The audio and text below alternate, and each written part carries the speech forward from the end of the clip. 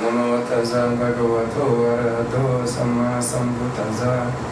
Namo tassa bhagavato arahato samma sambuddhassa. Namo tassa bhagavato arahato samma sambuddhassa. Homage to the Buddha. So I'd like to just continue on. First of all, just look at some iconography where it manifests. This is actually from a Hindu and Asian sources. The inspirational nature of the lotus, always the symbol of the purity of the teachings here. This actually I discovered was not what I thought it was, which was a chakra. I thought it was a chakra system, but it's not. It's a Kalachakra. It's actually the orbits there. The circles are the orbits of the planets. Oh. In Tibetan astrology. Interestingly, I thought that. So it's very ancient wisdom shown there. And this I just thought was particularly beautiful. And then it turns out it's the white Tara shown. Yeah, it's a very, very healing, soothing, like personification of the high qualities of compassion of the Buddha. So all kinds of iconography that we see. Again, it's good to see the hands there and to see the Vitaka, or was it Kalachakra? The Dhammachakra.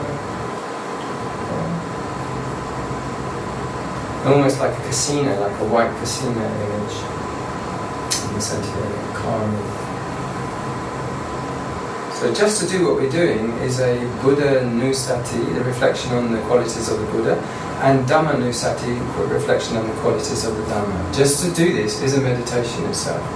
You can only get first jhana from doing it this way around because there's some thought, but just to be inspired and sustaining this sort of joyful, rapturous attention is a meditation. It's a calming samatha meditation. Another white Tara with the rainbow legs and charitable offering with the hand and teaching with the other hand. So this comes from Bhutanese and Tibetan Vajrayana. So I'm not highly qualified to talk about it. I just found it very inspiring and beautiful. Some details. So the beauty is seductive, so we have to be careful about that. It's not part of the teachings to be seduced by beauty. So in contrast to it, often we need to be very clear about the teachings of the Buddha. There's great gravity in they showed the reality of, if we didn't follow the teachings or we followed them wrongly, of falling to either side of the path, down into qualities of great pain and misery and suffering, great realms of loss, through not adhering to the Buddha's teachings, mainly through immoral conduct and the result of that. And the results of killing are very, very agonizing return when they do finally return back, or giving any form of harm, or deception and stealing, and also twisted, corrupted, perverse sensuality, like rape, for example, or whether it's used in war or it's used in any time, adultery or paedophilia, or other forms of twisted sensuality.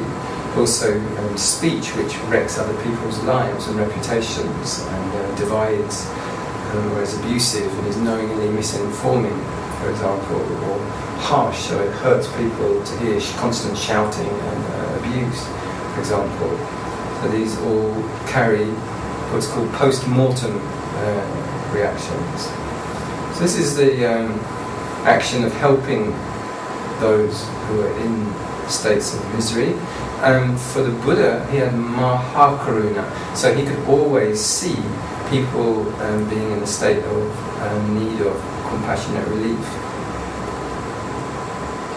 Image of the blazing heart, the heart full of compassion, the Brahma Vihara of Metta, Karuna, Upekkha. So this is a Deva quality, rebirth in a Deva realm by practicing and contemplating on this. Again, another Samatha practice.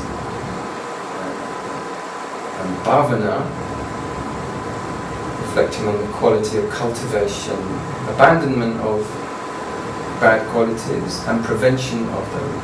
and then cultivation of good qualities which haven't arisen, maintaining of those that have. These are the four right efforts of the Buddha's teaching. And there is using again this Dhamma chakra teaching symbol just with the right hand, and teaching the simile of the Vina, the kind of guitar string, not to be too tight and not to be too loose, in order for harmony to arise.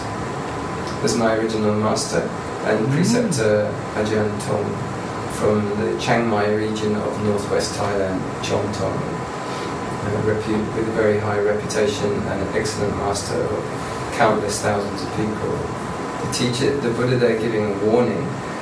These look like very young bhikkhus, and very young because he was often they were just setting out on their life. So his warnings for them were remembered for life, and they would give. Good, so a brief teaching.